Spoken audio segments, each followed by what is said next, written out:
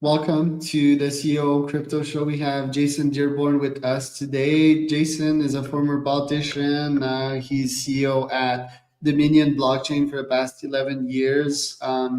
Also president at Brecknock Farm. So that was his great grandfather's farm, I guess, like three generations. Very impressive guy in Saskatchewan. Uh, University of Oxford diploma, I see here. We're going to get into crypto, Dominion blockchain, and Jason's background today. Podfire.com is presenting this one. If you want to start a podcast and you're in the crypto space, it's the best way to generate leads in our modern times. Most platforms won't let you advertise. SEO is way too competitive nowadays, and direct selling is frowned upon. So why not reach out to people that could become your clients, invite them to a podcast, and potentially generate clients out of this 10% to be precise, and we generate around 30 leads per month. So it's a pretty impressive lead generation system. If you want to implement it, you can go to podfire.com, download their free ebook, and follow our masterclass. Jason, welcome to the pod. Tell me a bit more about yourself and what you're up to nowadays. Thanks very much, Charles. Thanks for having me on your show. I am a subscriber. Like you mentioned, I'm the chair and CEO and co-founder of Dominion Blockchain Solutions. We are poised in the real-world asset space in Canadian agriculture. We're two farmers from Saskatchewan, which we're the co-founders. We have over 150 farmer investors from across the Canadian prairies. And as well, the former Canadian Federal Minister of Agriculture, the Honorable Jerry Ritz, sits on our board of directors. And we are bringing Web3 and blockchain technology to the agricultural space, particularly dryland grain farming, focused on oilseeds, pulse crops, and cereal crops. Canada is the third largest caloric exporter on earth. And we're in a very, very good position today to be able to adopt Web3 peer-to-peer transactions for farmers. And this is, I think, a large part of really the vision outlined in Satoshi Nakamoto's original paper. It's a peer-to-peer piece. And so, again, happy to be here today. Right, and let's start with your background. So you grew up on a farm and then went into politics, then pivoted to crypto. It's a pretty odd and interesting background. Tell us a bit more about you and how you came to this. Thank you. Well, like I said, this is my great-grandfather's farm. I grew up here, but my great-great-grandmother would have been the first non-Indigenous person here ever. I'm 4.5 hours straight east of Calgary, inside Saskatchewan, 22 miles from the border. Brecknock Farm, my family's been farming in Canada for 300 years. We're United Empire Loyalists in Ontario, so came up after losing the revolution to the Americans. And, this is what I grew up with. I went away to school, as did my sons and my father and my grandfather, boarding school on the West Coast, which has proved very, very useful now, as I have a number of old boys that are working in the company with me. The school had some very successful tech entrepreneurs who I happen to know, and some of my strategy officer was an early investor, for example, in both Flickr and Slack. Stuart Butterfield was 1 year below me. And from there, that allowed us to go east to University of Toronto, to Trinity College, for a couple degrees. Jim Basili was exactly 10 years ahead of me, who brought BlackBerry and the mobile revolution to the world.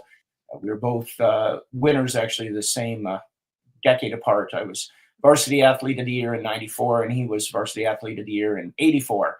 I was a rugby player, and he was a hockey player. And that allowed me to come home, and I entered public life. I did 2 terms in the Legislative Assembly of Saskatchewan as a member for Kindersley. And upon leaving public life, I really pivoted into the entrepreneurial space with the intentions of understanding that technologies were going to affect the agricultural sector. And I came across Bitcoin in a article in 2011 in The Economist magazine on a flight from Heathrow to Johannesburg. I was doing international business development for the largest grain handling manufacturer in the world.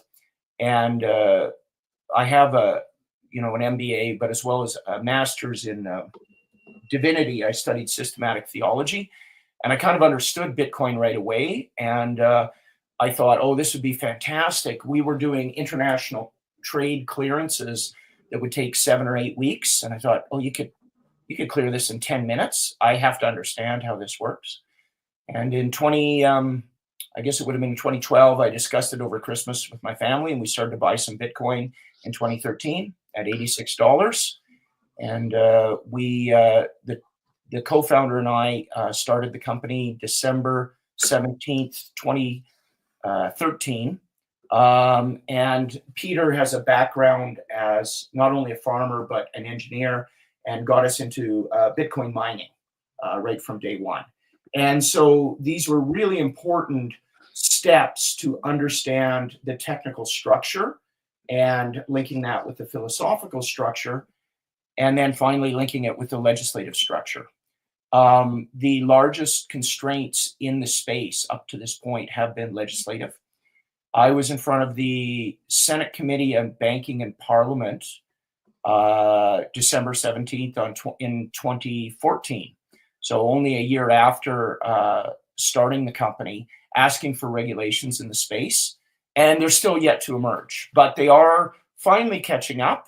I missed what the Trump bump was going to do to the industry and space, rather embarrassingly, but it's a very exciting place today for real world assets because these are just coming into their own.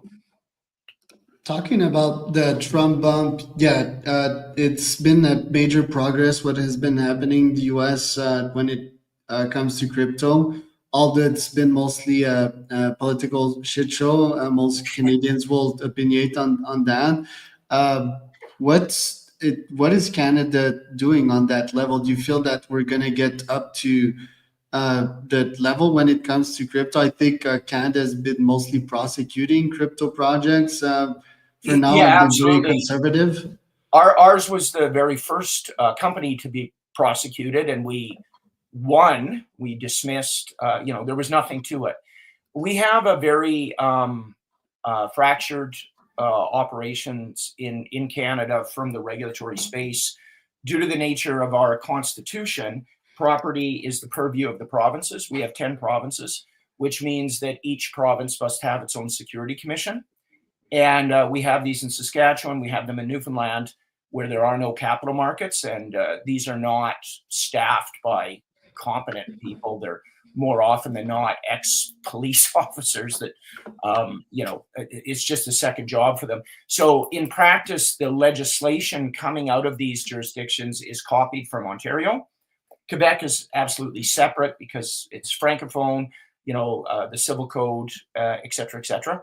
So the OSC has, as the center of the Canadian finance industry, has been exceedingly slow moving. I met with the Minister of Finance in Ontario 7 or 8 years ago. And one of the privileges of being a former member of the legislature is you have rights to the floor of all legislatures across Canada for life. Mm-hmm. And so I was able to meet with Vic Fideli. And, the reality is that the elected people are not going to move on any of this until they understand it. One of the sad byproducts of politics is the first thing that they teach every elected person is never say, I don't know, which is one of the reasons that you have such a disingenuous relationship, and so this isn't going to move quickly. And the Ontario Securities Commission, who are competent, but they are absolutely the lapdog, in my opinion, of the SEC, so they're not going to do anything until New York moves on it.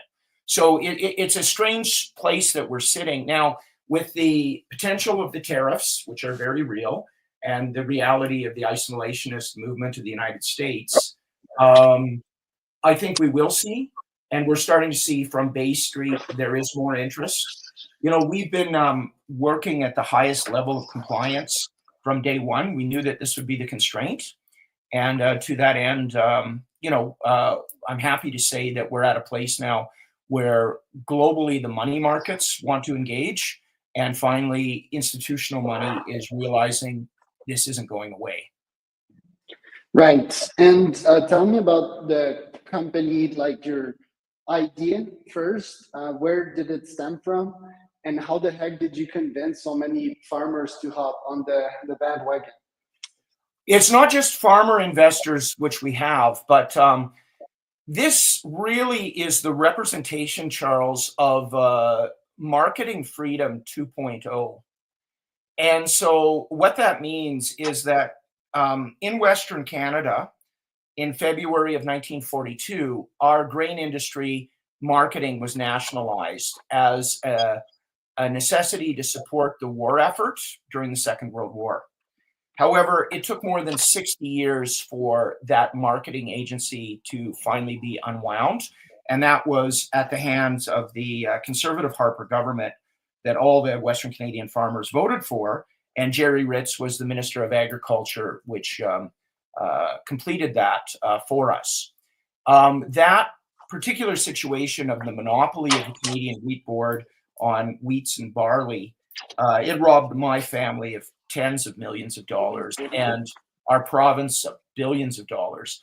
The reality has proven out that since farmers have marketing freedom, the ability to decide when they sell their product, to whom they sell their product, and what price, the price of our farmland has increased 600%.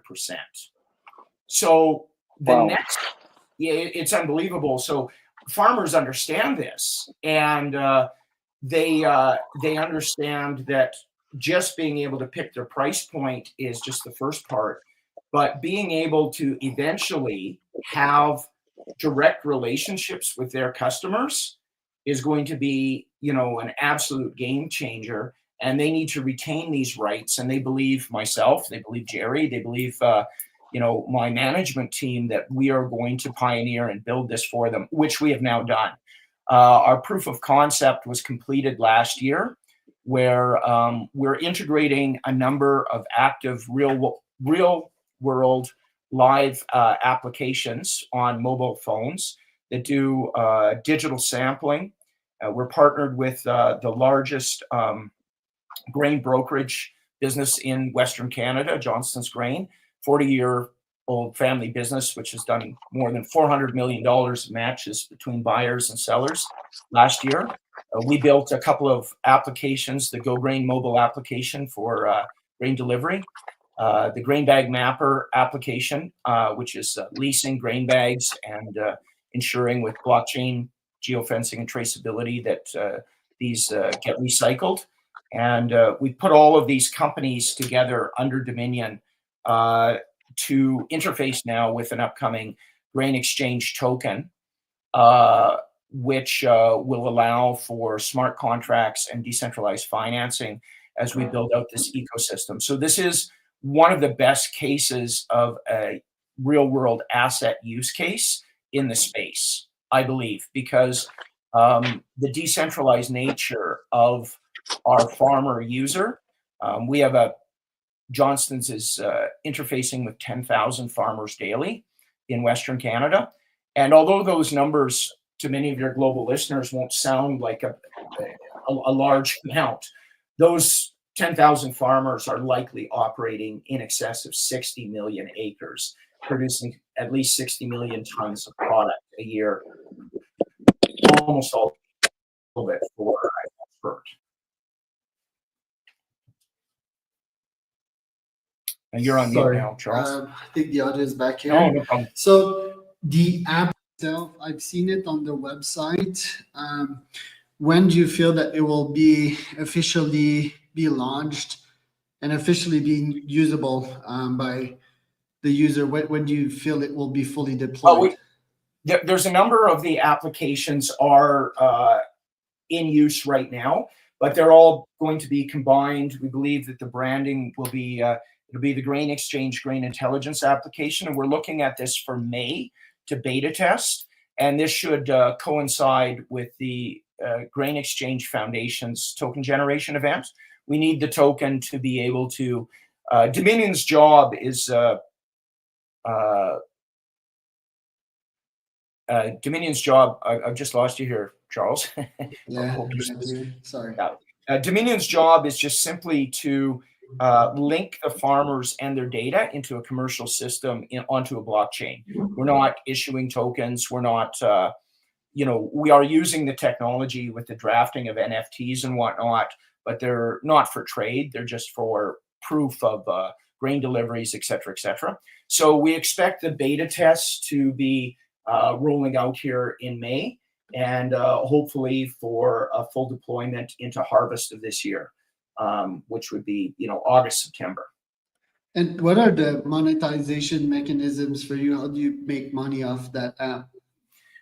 Well, for the farmers, there's a number of elements that come into this.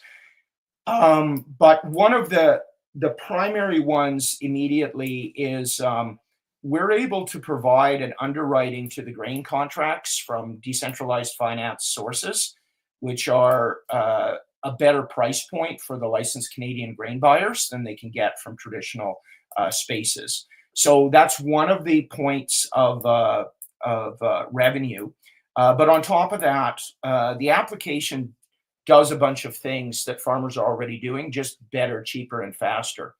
So this includes when you have confirmed verification of what you have for sale, linked into a much larger database of what buyers are looking for, it increases the chance that you're going to get a better price for it. That's number one.